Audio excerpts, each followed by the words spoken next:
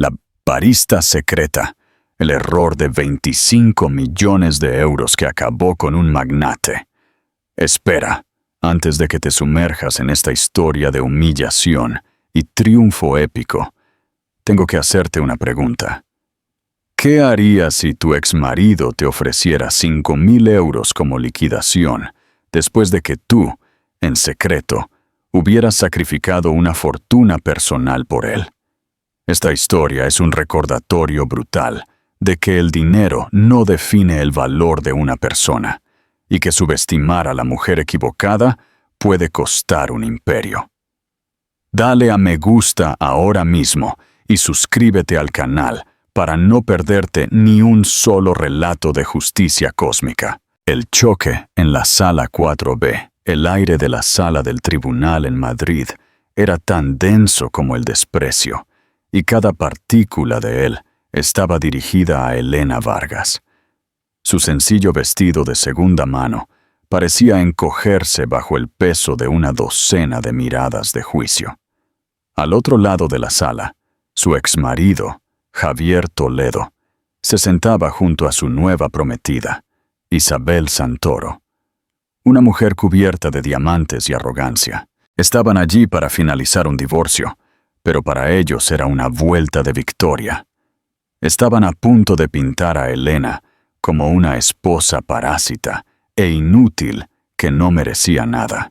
El abogado de Javier era un tiburón, dando vueltas, listo para destrozarla públicamente frente a la jueza Ruiz. ¿Qué podría ser más humillante que ser destruida públicamente por el hombre con el que una vez construiste una vida? Ellos creían saberlo todo sobre la mujer callada y tímida que estaban desechando. Estaban a punto de descubrir cuán devastadoramente equivocados estaban. El frío estéril de la sala 4B se aferraba a la piel de Elena Vargas. Era una frialdad que no tenía nada que ver con el agresivo aire acondicionado del edificio y todo que ver con el palpable escarnio dirigido hacia ella. Estaba sola en la mesa del demandado. Sus manos estaban apretadas tan fuerte en su regazo que sus nudillos eran montañas blancas en un paisaje pálido. Su abogada, una defensora pública joven, sincera, pero visiblemente abrumada, llamada Sara Jiménez, revolvía papeles a su lado, el susurro amplificando el silencio. Al otro lado del pasillo estaba la fuente de su actual miseria. Javier Toledo, su pronto exmarido, lucía la viva imagen del hombre de éxito que ella le había ayudado a ser.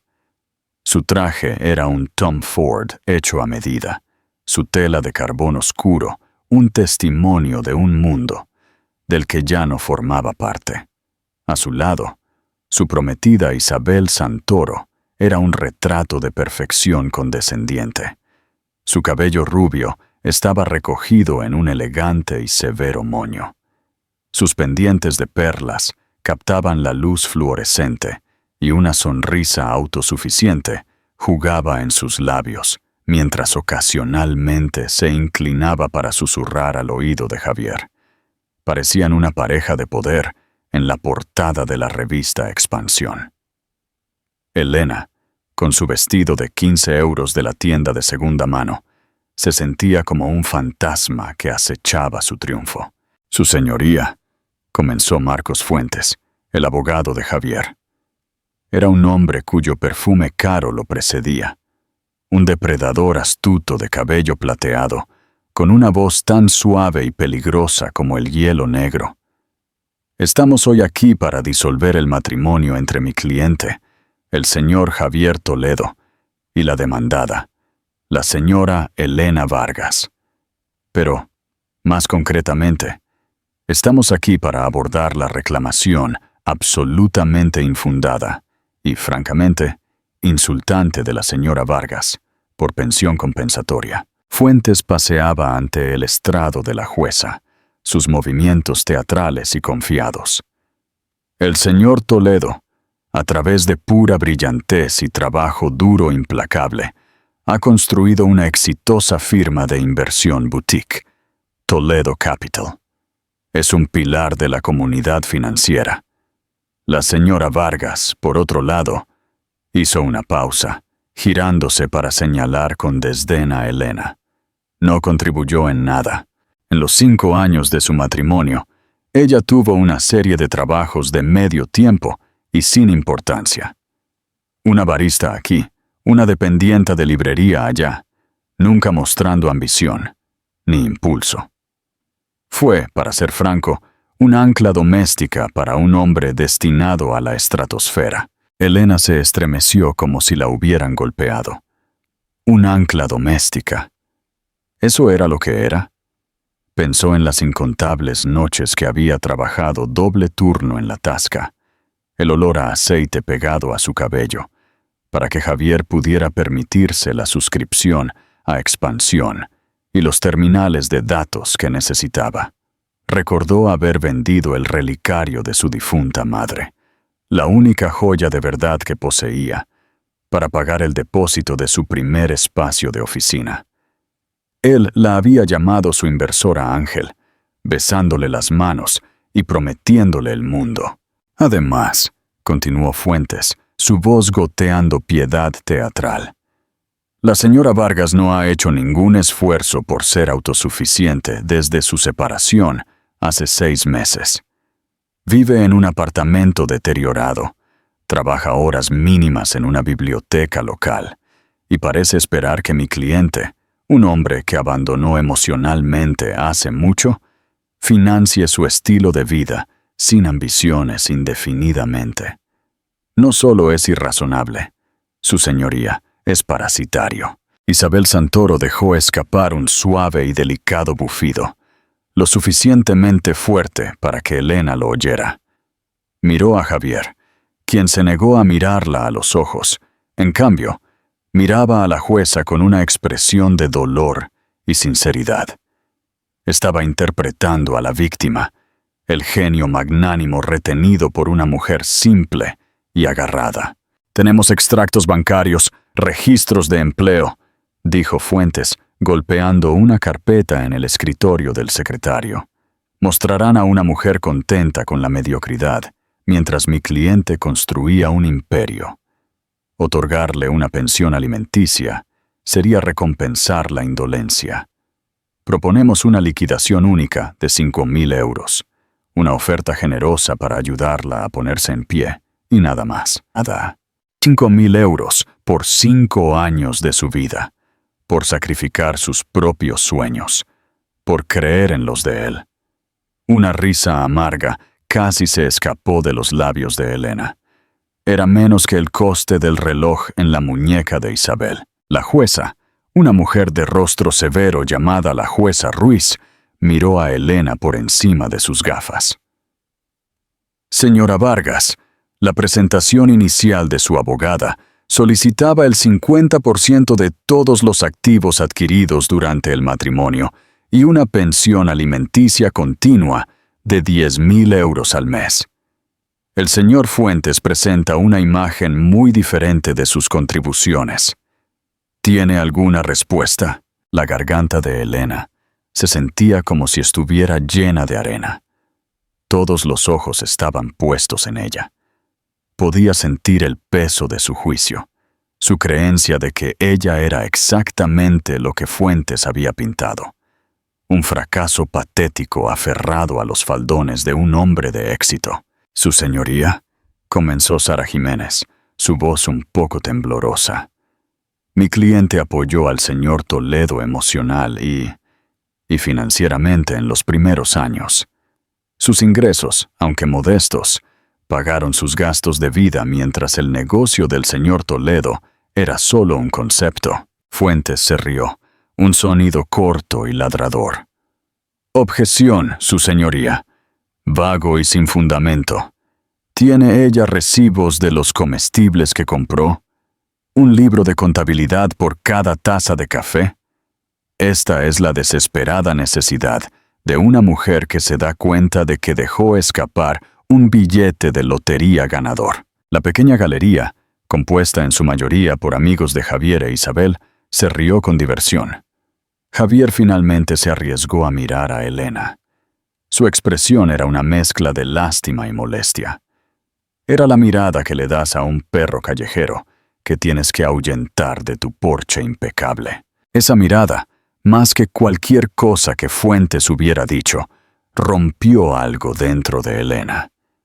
La presa de sufrimiento silencioso que había mantenido durante meses finalmente se agrietó. Tomó una respiración lenta y profunda.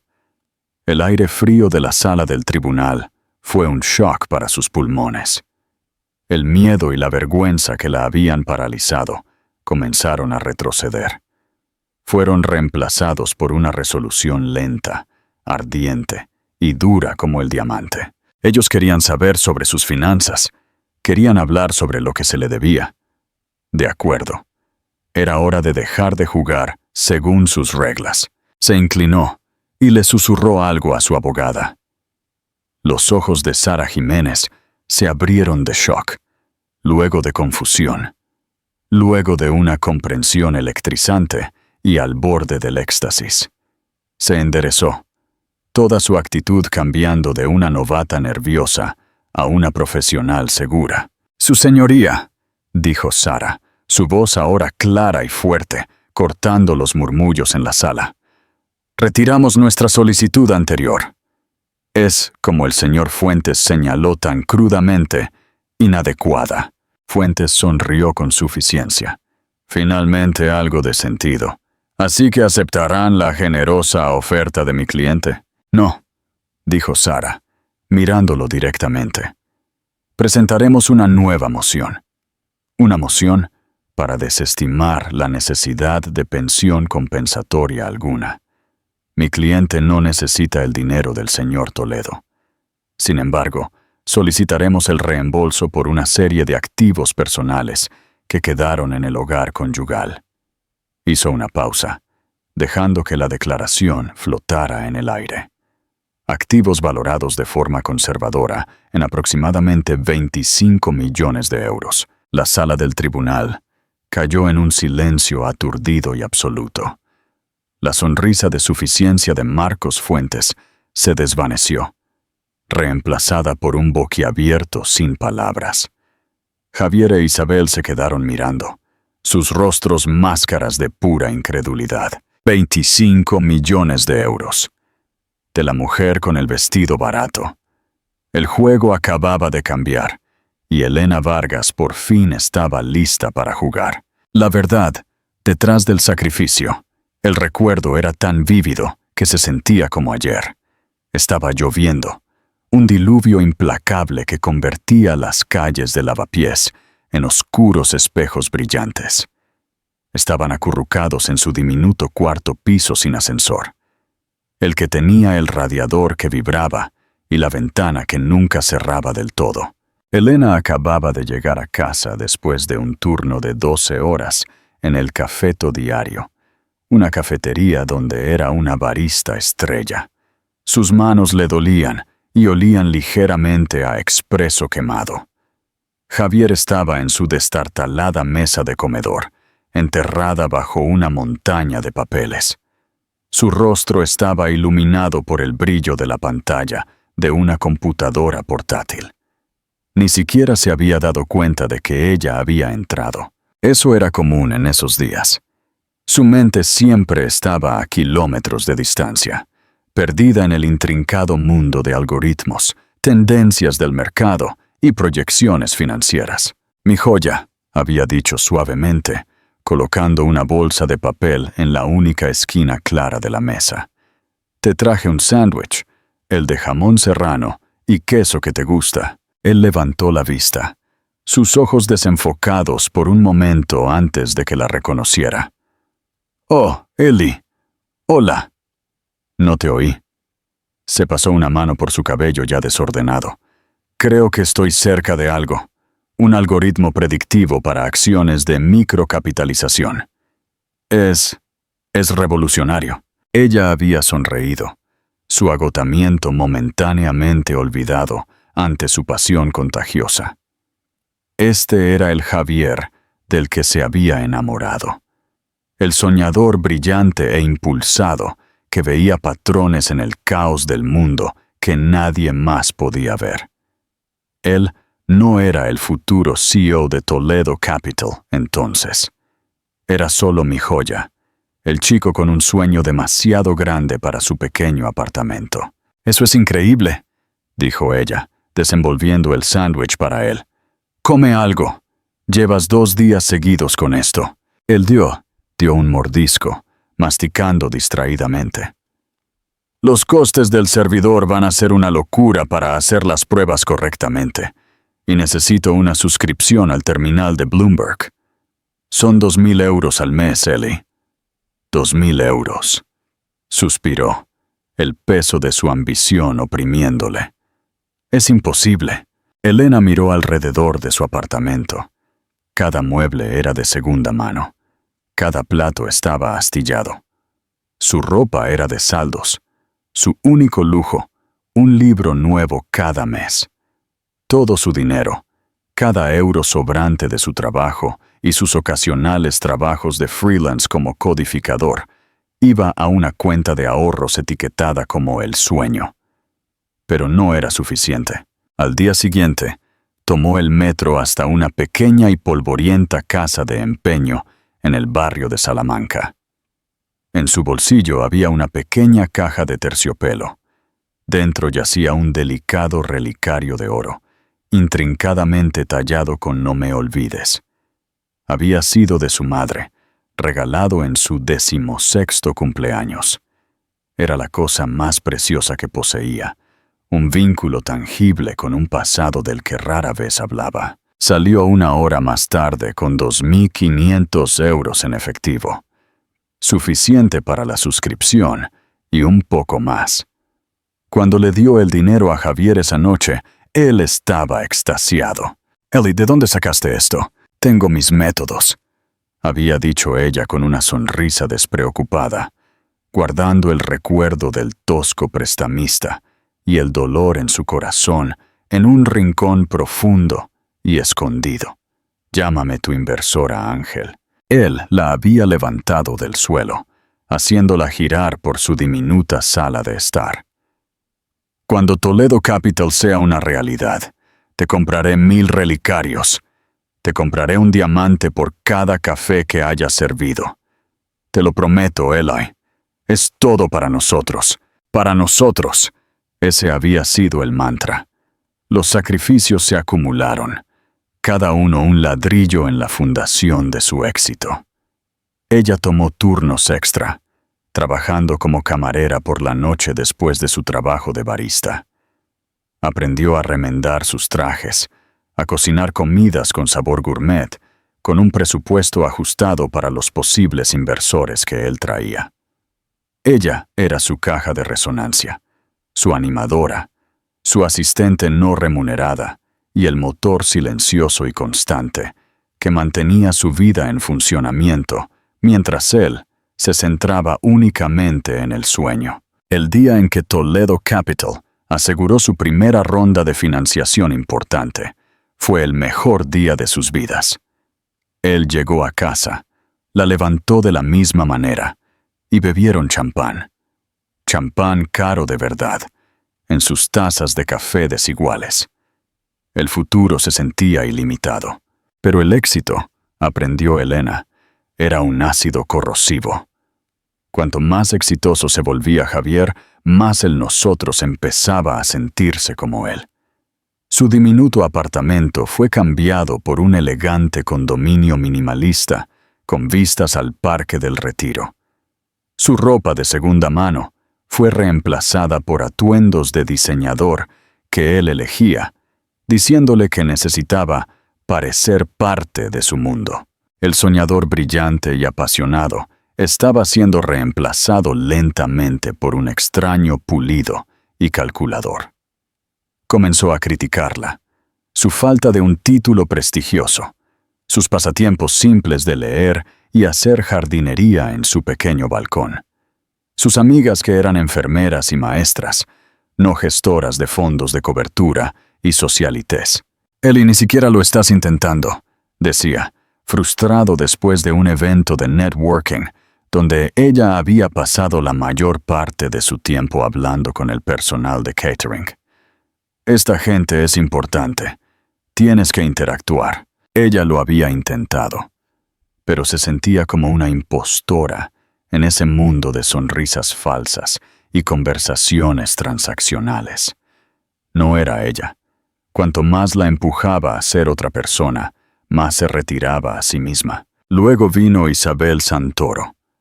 Su padre dirigía una firma competidora más antigua. Una unión entre Javier e Isabel era más que un matrimonio. Era una fusión. Elena los vio juntos por primera vez en una foto en una columna social.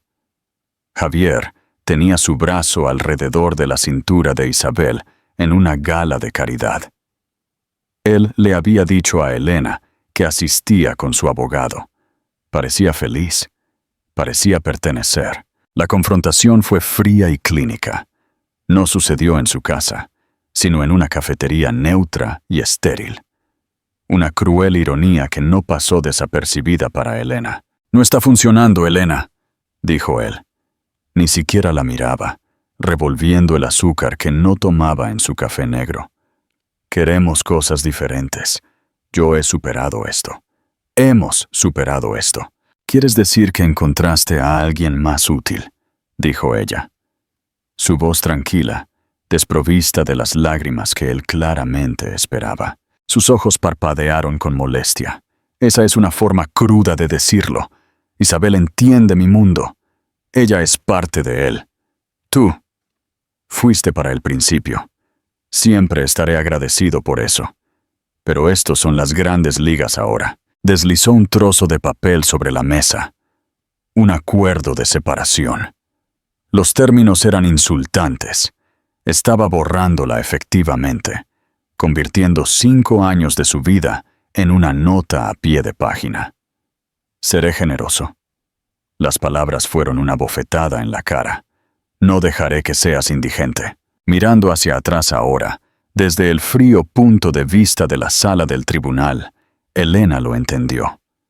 Él no solo quería un divorcio, quería invalidar retroactivamente toda su historia. Necesitaba creer que lo había hecho todo él mismo, que ella no era más que una fase temporal, un trozo de andamiaje para ser pateado una vez que el rascacielos estuviera construido. Al pintarla como una parásita perezosa y sin ambiciones, no solo intentaba ahorrar dinero, intentaba salvar su propia historia, reescribiéndola con él mismo como el héroe solitario. Y para esa mentira, necesitaba humillarla.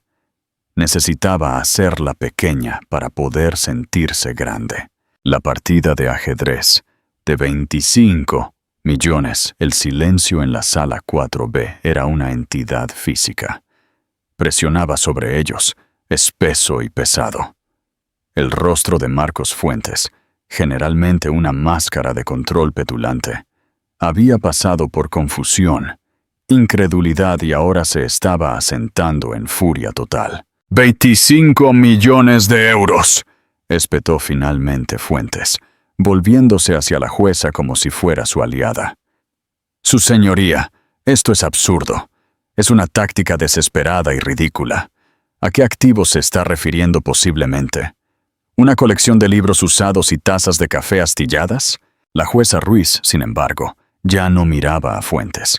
Su mirada estaba fija en Sara Jiménez, y por primera vez, un destello de genuino interés iluminó sus ojos cansados. «Señora Jiménez», dijo la jueza, su voz peligrosamente nivelada. «Ha hecho una afirmación extraordinaria. Confío en que esté preparada para justificarla. Este tribunal no aprecia el teatro». «Lo estamos, su señoría», dijo Sara, su nueva confianza irradiando de ella. Abrió una delgada carpeta de archivos, una que había estado sentada en su escritorio, ignorada toda la mañana. Durante su matrimonio, el señor Toledo y mi cliente residieron en calle Serrano, 113, apartamento 14A. Cuando mi cliente abandonó las instalaciones después de su separación, dejó atrás varios artículos personales que no pudo transportar en ese momento. Deslizó un documento sobre la mesa. Este es un inventario preliminar. El primer artículo es una pintura que colgaba en la sala de estar principal. Es una pieza de Jean-Michel Basquiat, titulada Untitled Cadmium. Una ola de murmullos se extendió por la galería. Incluso Javier parecía confundido, su ceño fruncido. Miró a Isabel, quien simplemente se encogió de hombros con una expresión de aburrimiento molesto. Fuentes dejó escapar un resoplido de burla. ¿Un Basquiat? Su señoría. Tenían una impresión. Un póster que compraron en línea por 50 euros y enmarcaron. ¿Es esto una broma? Mi cliente no se refiere a una impresión, afirmó Sara con calma. Se refiere al original de 1984, acrílico y barra de aceite sobre lienzo. Fue un regalo para mi cliente en su 18º cumpleaños. Javier se rió a carcajadas esta vez. Eso es una locura. Elena, ¿un Basquiat? Su padre era profesor de historia de secundaria y su madre era bibliotecaria. Vivían en un suburbio de Toledo. ¿De dónde sacaría ella posiblemente una pintura multimillonaria? Se volvió hacia la jueza, extendiendo las manos en un gesto de absoluta perplejidad. Su señoría, ve con lo que estoy lidiando. Está delirando. Elena lo observó, su expresión indescifrable. Lo dejó hablar. Lo dejó cavar su propia tumba.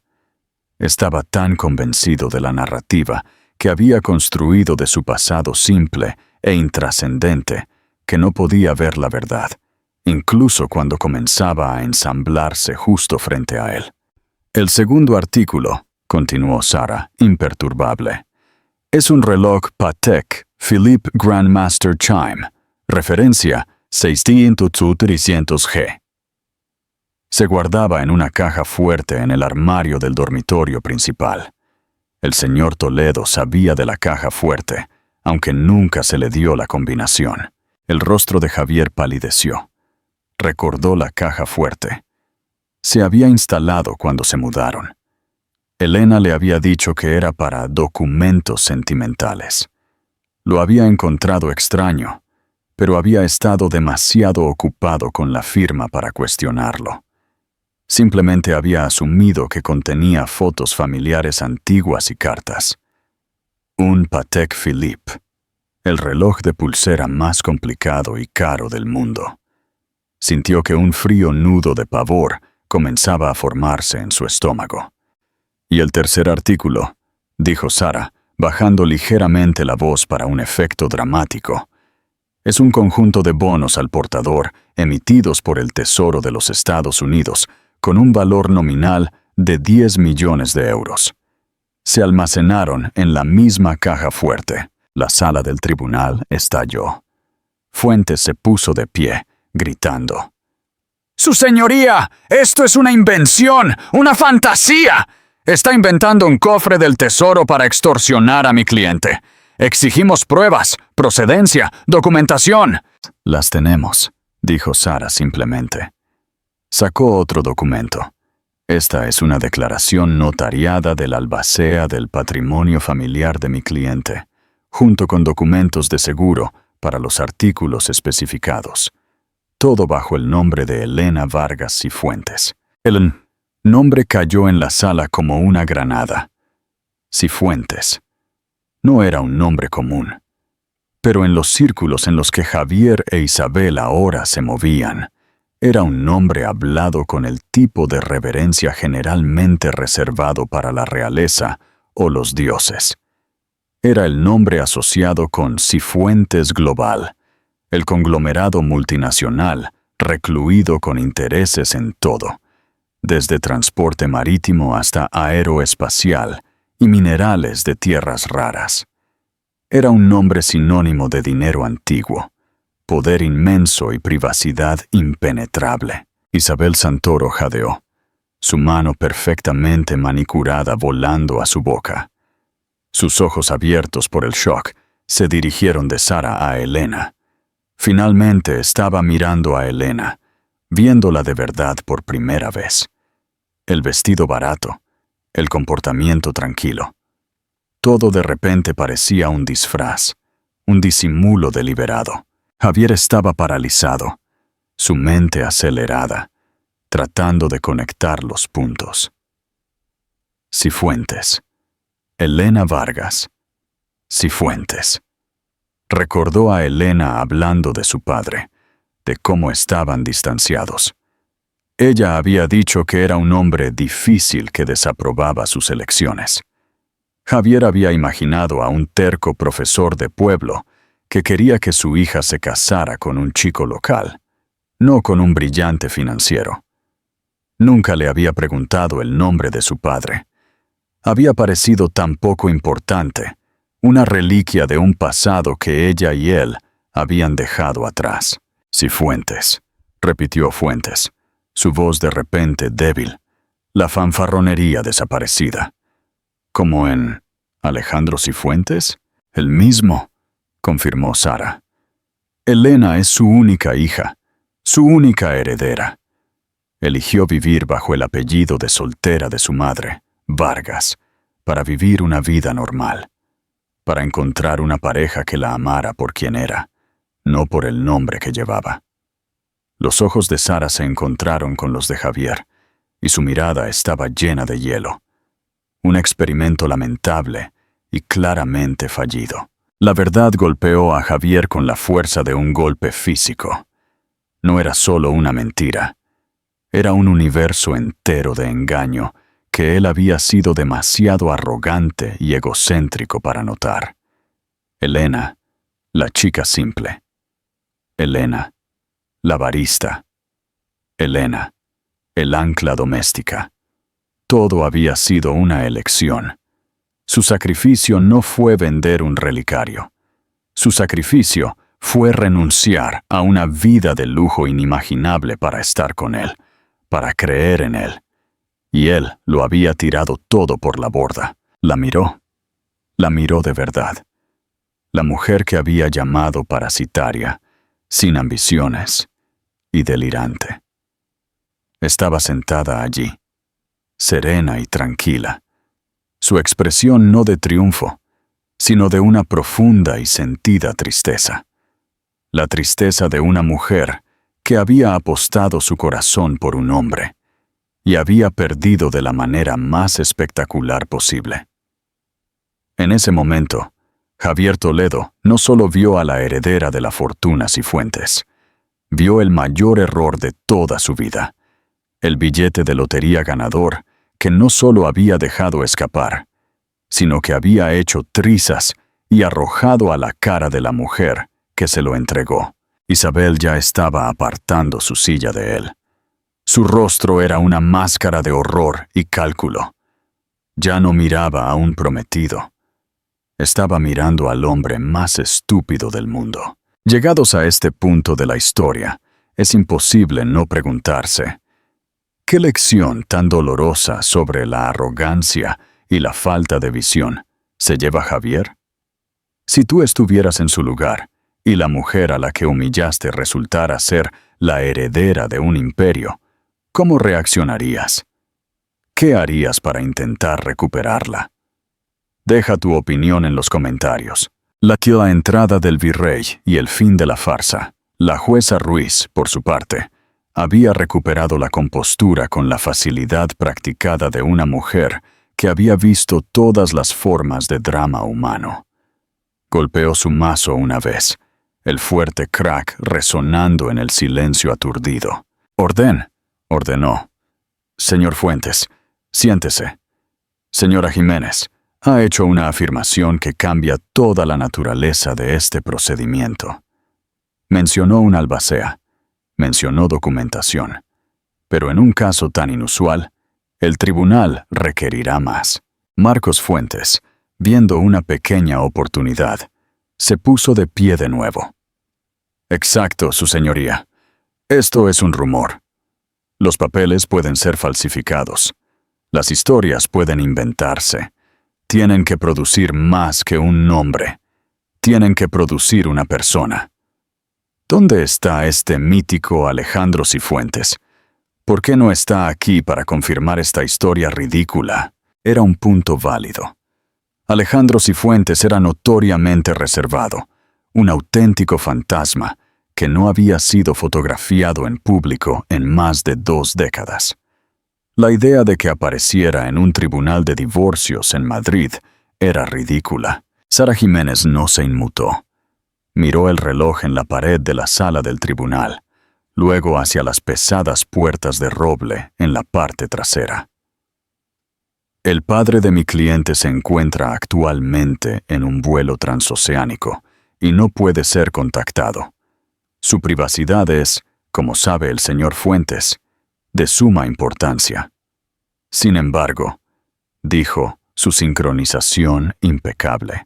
Estábamos preparadas para la necesidad de verificación directa del tribunal. Tenemos un testigo. ¿Un testigo?, preguntó la jueza, con las cejas levantadas. Su lista de testigos fue presentada la semana pasada. Contenía solo un nombre: Elena Vargas. Este es un testigo financiero y de carácter no programado, su señoría, admitió Sara. Pero su testimonio es vital para corroborar la identidad y la situación financiera de mi cliente. Un asunto que el consejo del demandante ha cuestionado agresiva y repetidamente. Dadas las circunstancias, creemos que su testimonio es esencial para que se haga justicia. Señor Fuentes, dijo la jueza Ruiz, su tono cortante. Usted es quien pasó la última hora pintando a la señora Vargas como una mentirosa indigente. Usted abrió esta puerta. Usted exigió pruebas. La señora Jiménez se está ofreciendo a proporcionarlas. Voy a permitirlo. Gracias, su señoría, dijo Sara con un respetuoso asentimiento. Se giró hacia la parte trasera de la sala. La defensa llama a Arturo de la Cruz al estrado. Si el nombre Cifuentes fue una granada, Arturo de la Cruz fue un misil guiado de precisión. Para la persona promedio, el nombre no significaba nada. Pero en el enrarecido aire de las finanzas globales y el derecho corporativo, el mundo que Javier y Fuentes habitaban, Arturo de la Cruz era una leyenda. Era el CEO de la empresa matriz de Cifuentes Global, el rostro público del imperio invisible. Era la mano derecha de Alejandro Cifuentes, su guardián y su asesor más confiable durante más de 30 años. Lo llamaban el Virrey. La sangre de Javier se congeló. Había visto a De la Cruz hablar una vez en una cumbre en Davos, a la que había pagado una fortuna por asistir. El hombre exudaba un aura de poder tranquilo e inatacable, que hacía que los nuevos jugadores de dinero arrogantes como Javier se sintieran como niños. Las pesadas puertas de roble en la parte trasera de la sala se abrieron. 2 hombres con trajes oscuros y severos entraron primero, sus ojos escaneando la sala con eficiencia profesional. Eran claramente seguridad. Y luego, entre ellos, caminó Arturo de la Cruz. Pasó junto a la mesa de Javier, sin un parpadeo de reconocimiento. Javier sintió un impulso involuntario de encogerse en su asiento, de volverse invisible. La existencia misma de la Cruz en esta sala era un veredicto sobre la vida de Javier, un juicio mucho más potente que cualquiera que la jueza pudiera emitir. No solo se había divorciado de una mujer, había insultado a un imperio. Arturo de la Cruz llegó al estrado de los testigos y se quedó esperando pacientemente para ser juramentado. Miró a Elena y por un único momento fugaz, su expresión severa se suavizó en una de afecto y preocupación paternal. Fue una mirada que lo confirmó todo. Marcos Fuentes se hundió en su silla, su rostro ceniciento. Toda la lucha se había ido. Era un tiburón, sí, pero acababa de descubrir que estaba nadando en un océano que pertenecía a una ballena azul y había cometido el error fatal de intentar morderla. Isabel Santoro recogió lenta y deliberadamente su bolso de cuero de cocodrilo del suelo. Ya no miraba a nadie. Estaba calculando su escape. La fusión estaba cancelada. Juro decir la verdad, toda la verdad, y nada más que la verdad. Sí, juro, respondió de la Cruz, su voz tranquila y clara. Señor de la Cruz, ¿en qué calidad conoce a mi cliente, la señora Elena Vargas? He conocido a Elena desde el día en que nació. Soy su padrino. Y soy el albacea de la fundación familiar. Elena es la única hija y única heredera del señor Cifuentes. Su nombre legal es Elena Vargas Cifuentes. Vargas era el apellido de su madre. Después de la muerte de su madre, y al entrar en la edad adulta, Elena tomó la decisión personal de usar el nombre Vargas exclusivamente en su vida pública. Fue una elección nacida del deseo de privacidad y normalidad. Señor de la Cruz, hemos presentado un inventario de 3 artículos específicos, un cuadro de Basquiat, un reloj Patek Philippe y una serie de bonos al portador, que mi cliente afirma que son su propiedad personal, no conyugal. ¿Puede hablar de la autenticidad de estas afirmaciones? Ciertamente puedo, dijo de la Cruz. El Basquiat, Untitled Cadmium, fue comprado por el señor Cifuentes en una subasta de Sotheby's en 2015. Fue un regalo para el 18º cumpleaños de Elena. Personalmente supervisé la adquisición y la redacción de la escritura de donación. Es de su propiedad exclusiva. Su última tasación lo valoró en 17 millones de euros. Un jadeo colectivo recorrió la sala del tribunal. 17 millones de euros por una pintura. Javier se sintió mareado. Recordó esa pintura. Había colgado sobre su sofá. Siempre había pensado que era un desorden caótico y feo. El Patek Philippe, continuó de la Cruz, también fue un regalo. Mío, de hecho, por su graduación de la Universidad Complutense de Madrid. Es uno de solo 7 en existencia. Su valor es de aproximadamente 3,5 millones de euros. La mente de Javier dio vueltas. Complutense. Elena le había dicho que tenía un simple título de una universidad estatal. Otra mentira. Una mentira para parecer más pequeña, menos intimidante.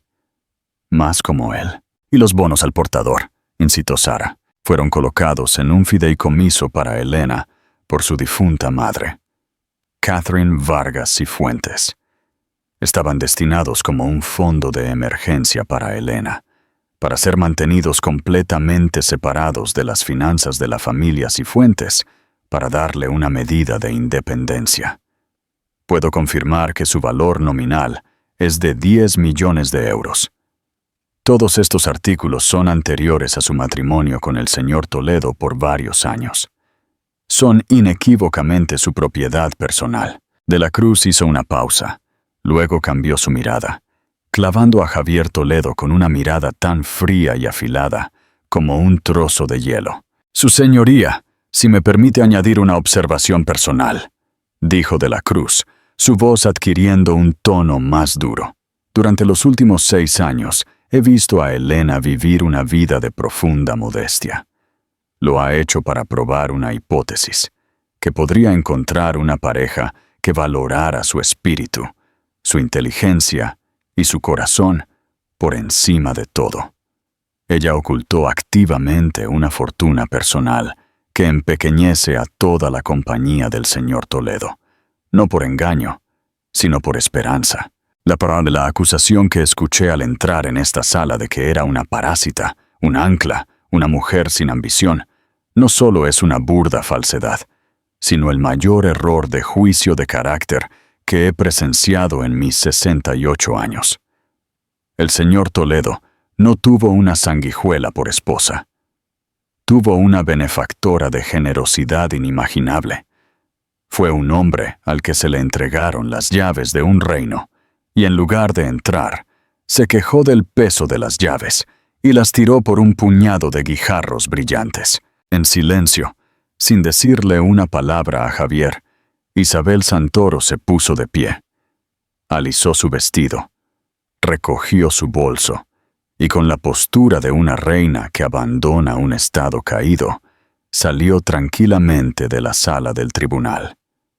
El suave clic de la puerta cerrándose tras ella fue el sonido del fin del futuro de Javier. Si esta historia de traición y el poder de una identidad secreta te está manteniendo al borde de tu asiento, comparte este video con un amigo que necesite ver un poco de justicia. Y no olvides, solo con tu suscripción podremos seguir revelando estas historias épicas. La reclamación de la verdad y la misión final. No tengo más preguntas para este testigo, su señoría, dijo Sara Jiménez.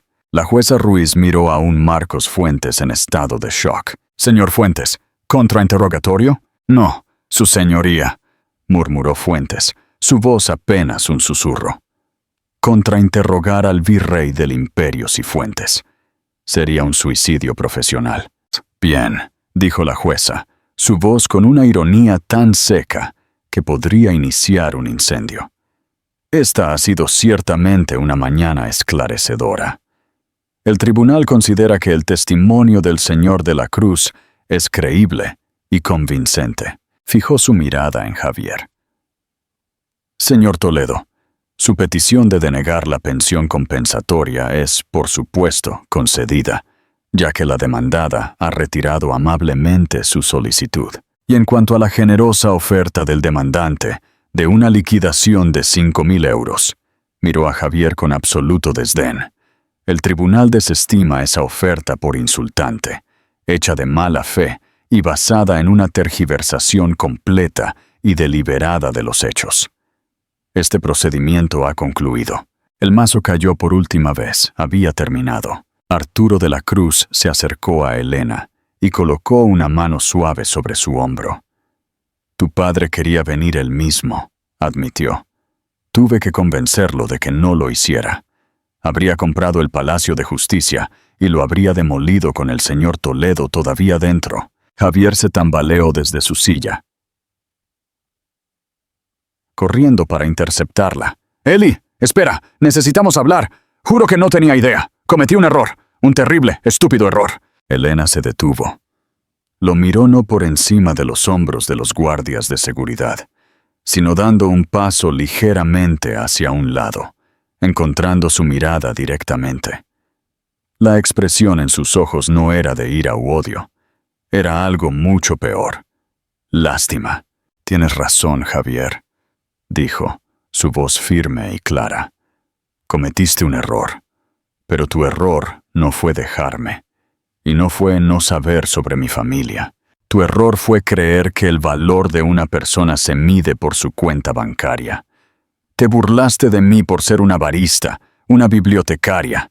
Te avergonzaste de mí porque no era una CEO o una socialité. No viste ningún valor en la bondad, la lealtad o el sacrificio, a menos que sirviera directamente a tu ambición. El dinero no cambia quién soy. Sigo siendo la mujer que sirvió café para mantenerte.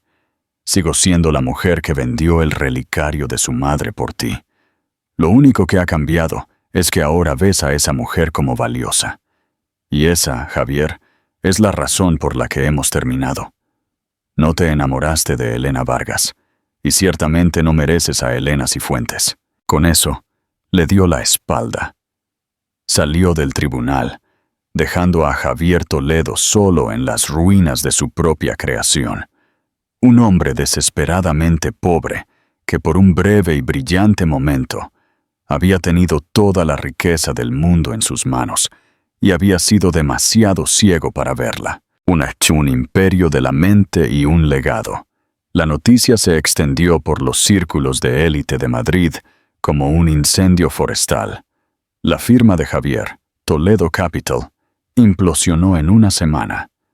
Su reputación como visionario brillante fue reemplazada por la de el tonto que se divorció de la heredera Cifuentes. 3 meses después, la bomba cayó no en una columna social, sino en la portada del Wall Street Journal y Expansión. El titular era rotundo: la heredera Cifuentes. Lanza la Fundación Vargas, de 500 millones de euros, para el acceso educativo y artístico. Debajo había una fotografía de Elena. La mujer tímida y atormentada del tribunal se había ido, reemplazada por una líder. No había joyas ostentosas, solo la tranquila confianza de una mujer que había encontrado su poder. Una porción de mi vida, comenzó su discurso. Elegí vivir bajo el nombre de mi madre, Vargas. Ella era bibliotecaria. Mi padre construyó imperios de acero y comercio, pero mi madre construyó imperios de la mente. Ella me enseñó que el valor real de una persona no se encuentra en un balance, sino en la riqueza de su curiosidad y la profundidad de su empatía. El mundo tiene suficientes fundaciones dedicadas a construir edificios más grandes.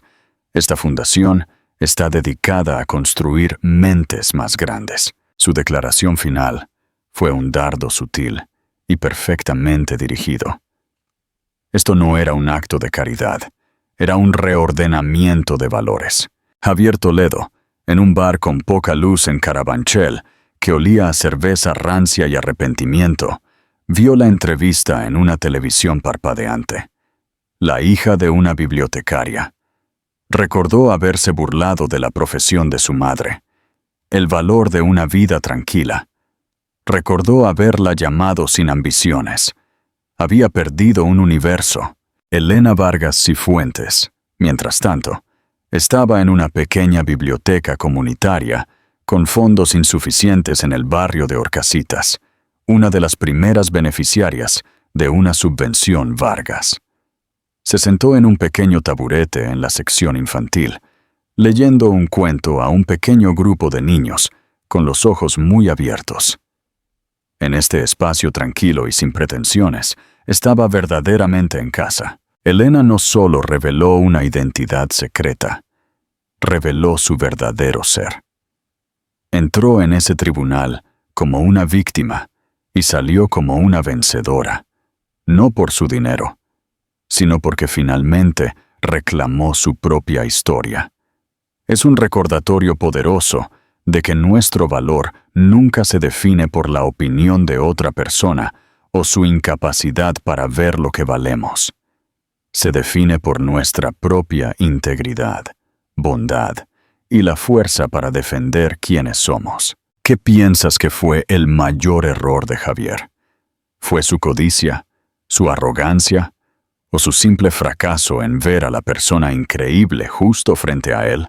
Déjame tu reflexión en los comentarios. Si te conmovió la historia de humillación y triunfo final de Elena, por favor, muestra tu apoyo dándole un me gusta, compartiendo este video con alguien que pueda necesitar escucharlo y suscribiéndote al canal para más historias reales y poderosas. Gracias por mirar.